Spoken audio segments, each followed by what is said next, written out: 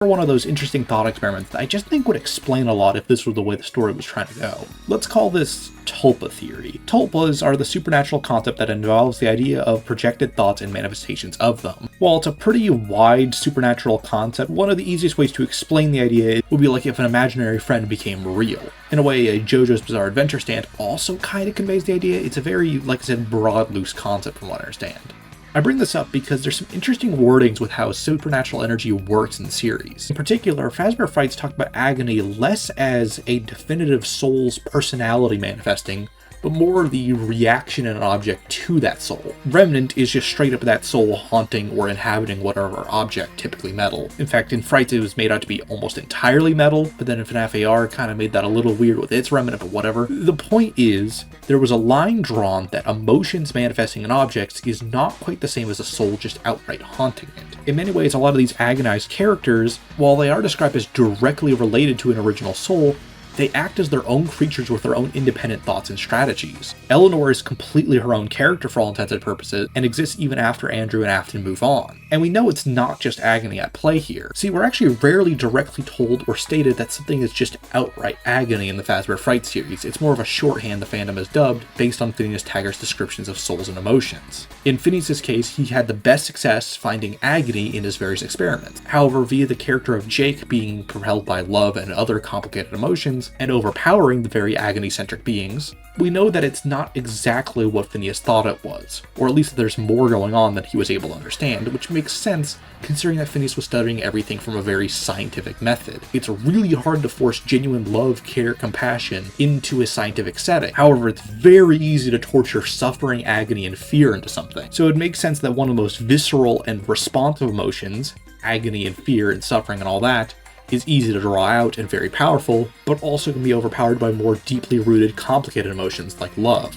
I bring that up because the concept of more emotions being at play with each character can explain certain events and concepts a little bit more than just they're all agony creatures can in some cases. Well, I feel like a lot of the Fazbear Frights monsters definitely fall under that categorization, and that's kind of the point of them, hence why they're just all attacking people and hurting people. Some of our classic characters have some interesting examples when brought up under this concept. See, RWQ is the biggest one to me that does not make sense if he's just a pure-blooded agony creature. Because yeah, he does attack and kill people, or at least he causes the game to crash, which implies he's capable of killing people, and we see him attack people in FNaF AR, but then there's many behaviors within him that don't really make sense. Scott considered him a healer support character in FNaF world. He helps Jeremy in the Happiest Day minigame, prevents people from collecting Remnant, and never attacks someone the missing kids and Charlie wouldn't attack, interestingly. All of the kids are aggressive in FNaF 2, he doesn't attack at all in FNaF 3, where Charlie doesn't attack us, and in FNaF AR, where we're collecting people's souls or fragments of their souls, he is once again aggressive. These are two clearly drawn out patterns with too many interesting distinctions and questions raised behind them, especially if he was just evil and aggressive and wanted to kill things. It's also interesting that he's specifically built around Toy Bonnie, and I think the Dead Children's incident can provide an explanation for where he came from. See, the desperate emotions that Freddy and the puppet are trying to save as many kids as possible before ultimately being stopped. So you could have it be made from the mixed agony of the kids dying, as well as the helplessness and powerlessness that Charlie and Gabriel feel, as well as their desperation to help and protect people. The desire to save them literally manifested with the very suffering those people felt to create one unique being, a being dedicated to saving other people. And while I did like my Cake Bear Shadow Freddy explanation from a prior video on a conceptual level, and I still think it's kinda plausible, I do think the Tulpa theory also can add a little bit more to Shadow Freddy as a character, and give it almost a bit of an arc combined with Psychic Friend Fredbear. Consider them like two sides of the same coin, for example. See, while Agony plush as a theory exists, and obviously William being the plush is a very common, very established theory, there are two problems with them that I'm just a little bugged by. See, the supernatural stuff can be explained by just the crying child's imagination, or maybe it's supposed to represent cameras around the neighborhood, and I can even understand to an extent the plush talking while William's around. But one minor gripe I do have with William, in particular being the plush, and also the Agony theory,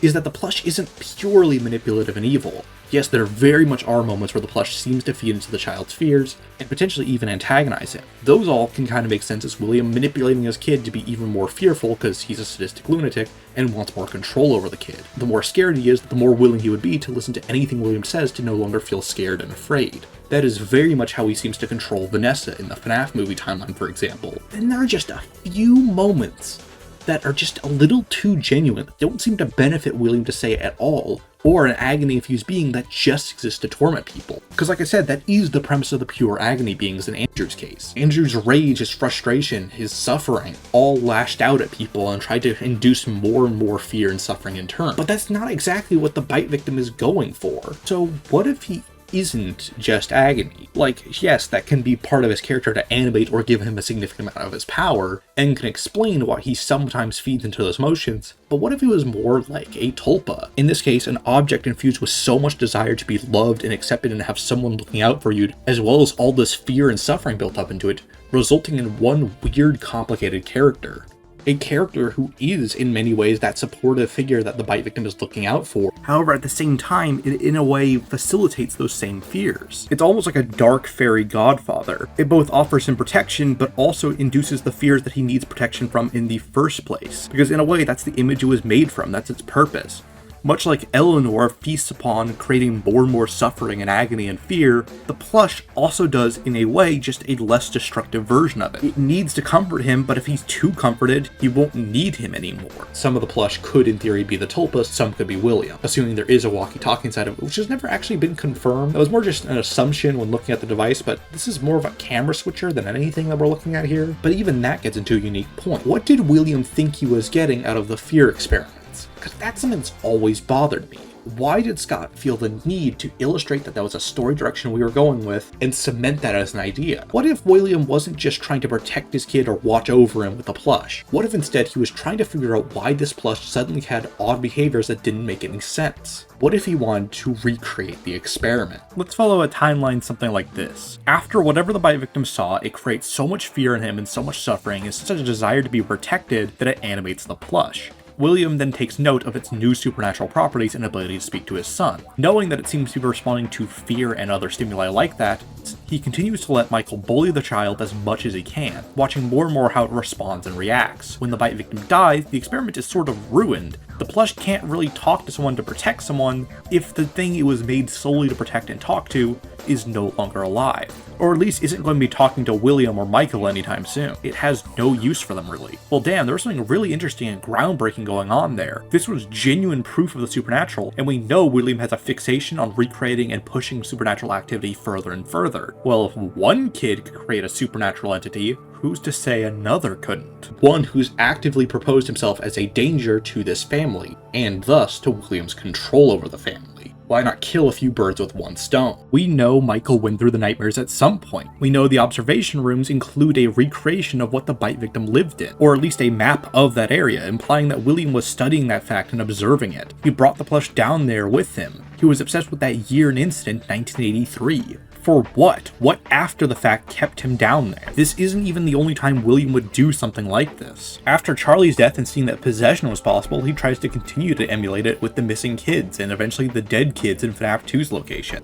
And then remnant extraction after he sees it's possible with the toy animatronics. That's just in the game timeline alone. In the novels, his huge motivation was initially just jealousy, then intrigue in the spark sort of life and sort of the Ella doll that would lead to the Charlie Bot's existence, and then possession after he saw it was possible with Elizabeth. William is obsessed with controlling things he can't fully understand. He can only emulate, especially things he can't feel himself. But to go back to Michael and Shadow Freddy some more, it's also interesting that Shadow Freddy takes the form of Fredbear and Nightmare Fredbear in the case of Nightmare, which are seemingly internally considered the same character within FNaF 4's files.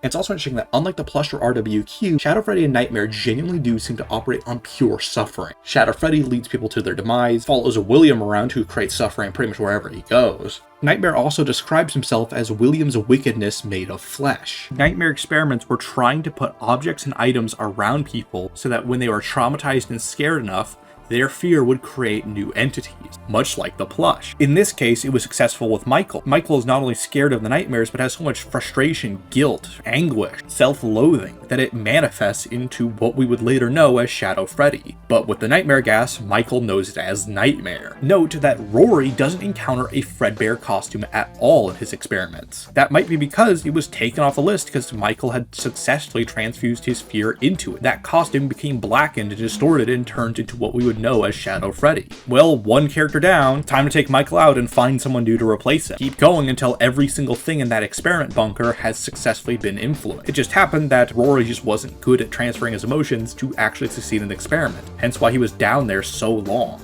And even then, that kind of makes sense with Rory. He is scared of the nightmares, but he's not like traumatized in the way that Michael is in self-guilt or what the bite victim went through. It's just being faced with nightmares day in and day out. Once again, it kind of goes to what I was talking about with Phineas, where it's like trying to force certain emotions in people is not always that easy or pragmatic. Some people just respond to things differently. That is assuming Rory exists in the game continuity, which is kind of unclear, but let's run with it just for the sake of the argument. And then we even explain what he does with Shadow Freddy moving forward. He just takes him wherever he goes and throws down the costume and it starts acting however he wants to act. It exists to inflict fear and trauma upon children and people. And much like Eleanor, it will work with William because he facilitates that purpose. Shadow Freddy is like the bastardization of what was a genuine being trying to help its owner or master or creator in a way. Shadow Freddy only exists to torment. It also could offer an explanation for what Glitchbear is, or more accurately, what the Adventure Fredbear character is as a whole. Now, while it's easy to draw connections between Glitchbear and Psychic Friend Fredbear on a surface level, it's worth noting that before FNaF World got its 3D update and overhaul, it used to look like this, and used to have a Fredbear who looked like this, so it was actually just a corruption of that sprite. But we still have the question of why Fredbear? Why this weirdly loyal, two-faced being who knows what happens to the bite victim after he dies, recognizes what's wrong with him, and seems to be able to almost follow him into the afterlife in his weird broken mind state after the fact. Glitchbear's advice genuinely does seem to pay off, so he seems to know what he's talking about.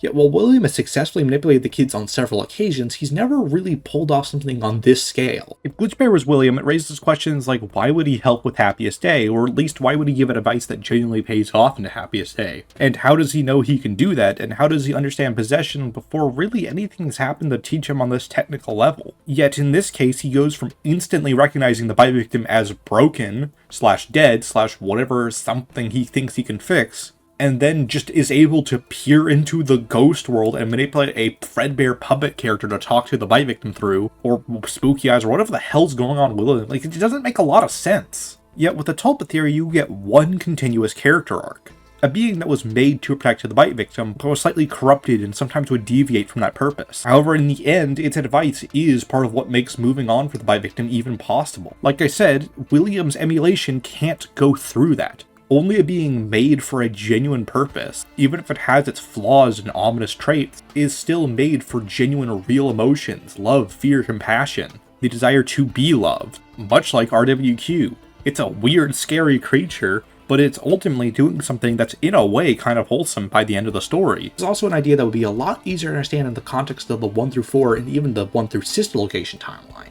I mean, yeah, we don't have the nightmare experiments before Sister Location as a concept, but we still have a guilty Michael who will end up putting himself through hell and back with these characters, enough to potentially create that Shadow Freddy and nightmare creature. We still have this plush trying its best to help this kid. And it also makes Cassidy's questions in the logbook a little bit more interesting because it means Cassidy was aware of what Psychic Friend Fredbear was talking about, or at least that it did prior talk to him at some point, and could even segue into FNaF World some. It also might imply that Adventure Freddy could be something similar. Glitchbear specifically says, don't worry about that, you were created to do one thing, and is able to appear and exist in this weird metaspace that no one else really can. Now, I know that I've been a little all over the place in this video, so let's kind of recap some. This timeline starts with Psychic Friend Fredbear being influenced by whatever the bite victim saw, coming to life to try and comfort and protect him. William takes note of this and finds it intriguing, wanting to push the experiment further. Whether he actually does anything to Psychic Friend Fredbear himself, it doesn't really matter as much as what happens after the bite victim dies. The experiment really can't continue without him. Of course, we know that he's still talking in FNaF World and all that. However, William seems to have lost a lead. In his efforts to control Michael again, to figure out what happened the first time,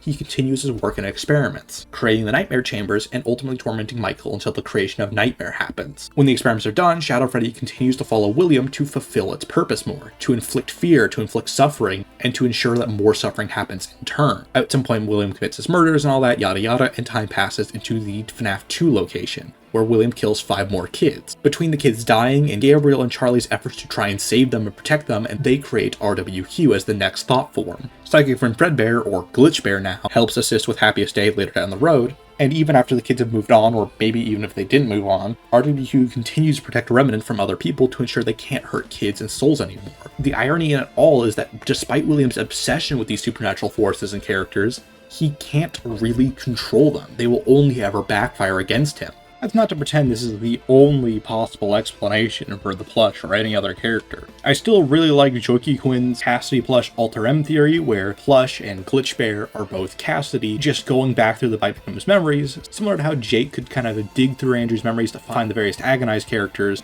and thus also maintaining a continuity between the plush throughout all incarnations. But the Tulpa theory has a lot of interesting continuity to it and escalations. It makes the weirder characters more of this subplot that sort of comes to a head with Andrew and his arc, showing how this concept can go kind of berserk and out of control. In a way, it makes almost RWQ the Metal Greymon to Shadow Freddy and Eleanor's Skull Greymon, if that makes sense. These sort of dark, corrupted incarnations. Though I can totally understand people not vibing with this idea, or probably finding some flaws I didn't really think of for this video. I guess this was kind of part 4 of the Golden Freddy miniseries I've been doing, but I feel like you could watch almost any one of these without really knowing the others. I'm still thinking about doing that bonus video though. Anyway,